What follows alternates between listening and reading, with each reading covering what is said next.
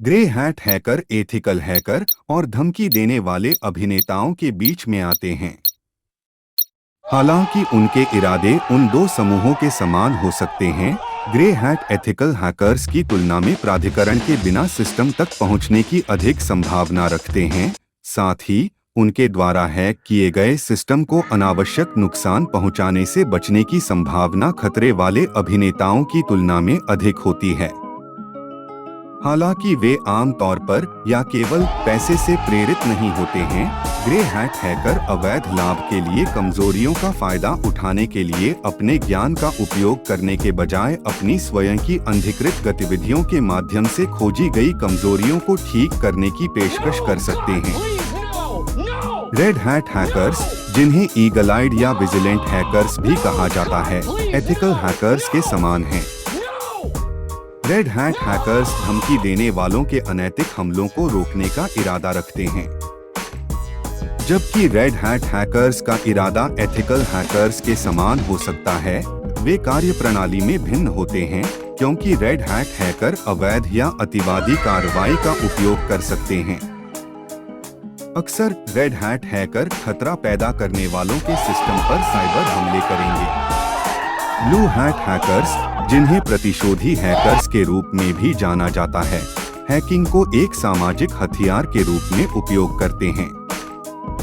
अक्सर इसका उपयोग किसी व्यक्ति, नियोक्ता या अन्य संगठन से बदला लेने के साधन के रूप में किया जाता है। जो हैकर प्रतिष्ठा को बर्बाद करने के लिए व्यक्तिगत और गोपनीय डेटा ऑनलाइन पोस्ट करते हैं या ईमेल और सोशल मीडिया खातों तक अनधिकृत पहुंच हासिल करने का प्रयास करते हैं, उन्हें ब्लू हैट के रूप में वर्गीकृत किया जाता है। स्क्रिप्ट किडीज शौकिया, अनुभवहीन हैकर हैं जो अपने हैकिंग प्रयासों में पूर्वलिखित स्क्रिप्ट का उपयोग करने का प्रयास करते हैं। अक्सर ये नवोदित हैकिंग उत्साही होते हैं जो कम नुकसान पहुंचाते हैं। हैक्टिविस्ट हैकर्स के संगठन हैं जो राजनीतिक रूप से प्रेरित परिवर्तन को प्रभावित करने के लिए साइबर हमलों का उपयोग करते हैं। इसका उद्देश्य किसी ऐसी चीज पर जनता का ध्यान आकर्षित करना है जिसके बारे में हैक्टिविस्ट का मानना है कि यह नैतिकता या मानवाधिकारों का उल्लंघन हो सकता है। हैक्टिविज्म हमले निजी संचार, छवियों या सूचनाओं को प्रचारित करके गलत काम के सबूत प्रकट करने का प्रयास कर सकते हैं। सामान्य हैकिंग तकनीकें क्या हैं? जबकि साइबर सुरक्षा में विकास को बनाए रखने के लिए इन तकनीकों का तकनीकी आधार लगातार विकसित हो रहा है, निम्नलिखित सामान्य हैकिंग तकनीकें लगातार बनी हुई हैं। फिशिंग।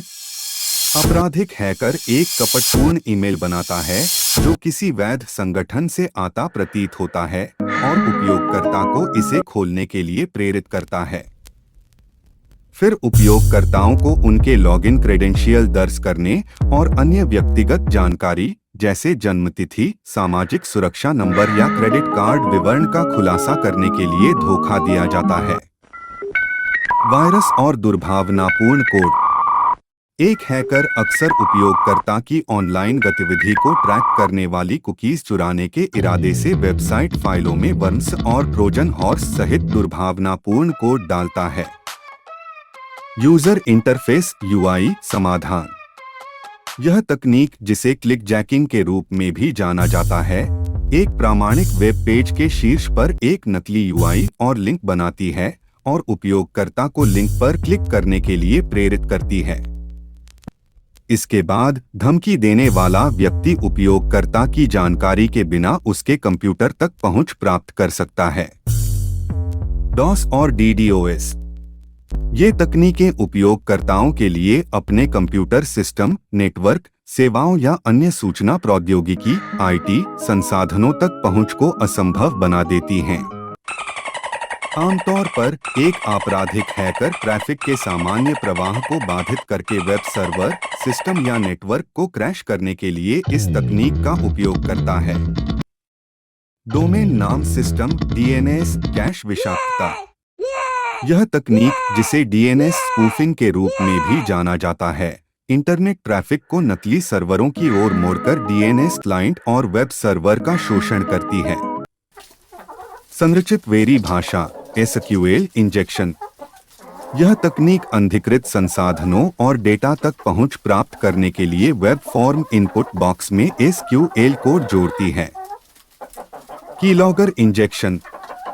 उपयोगकर्ता के प्रत्येक कीस्ट्रोक्स की निगरानी और रिकॉर्ड करने के लिए एक कीलॉगिंग प्रोग्राम को उपयोगकर्ता के सिस्टम में मैलवेयर के रूप में इंजेक्ट किया जाता है।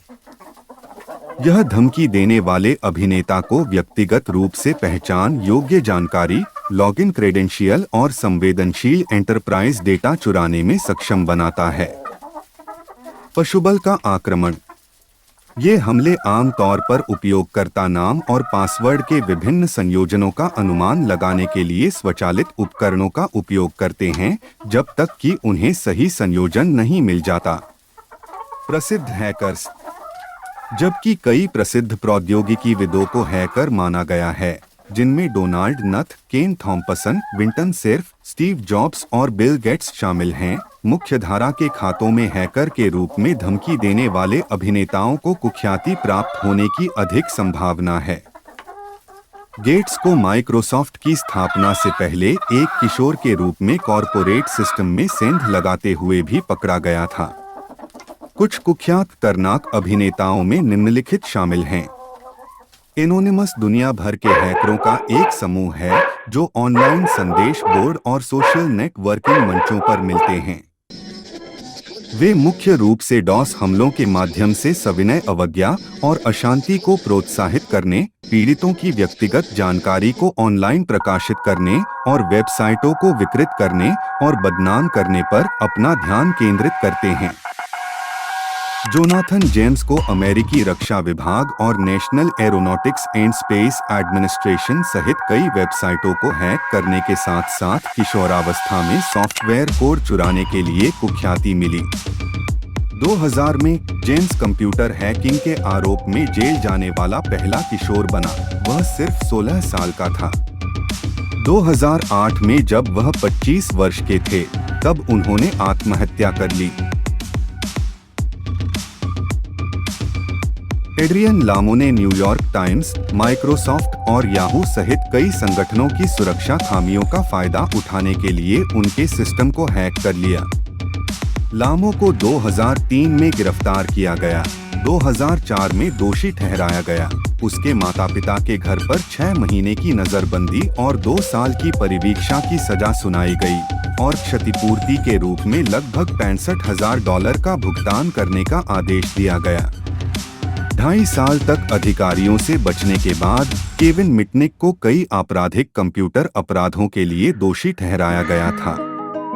कभी 40 हाई प्रोफाइल निगमों के नेटवर्क को हैक करने के लिए संघीय जांच ब्यूरो के मोस्ट वांटेड में से एक मिटनिक को 1993 में गिरफ्तार किया गया था और संघीय जेल में 5 साल की सजा दी गई थी। अपनी रिहाई के बाद उन्होंने संगठनों को अपने नेटवर्क को सुरक्षित रखने में मदद करने के लिए एक साइबर सुरक्षा फर्म की स्थापना की।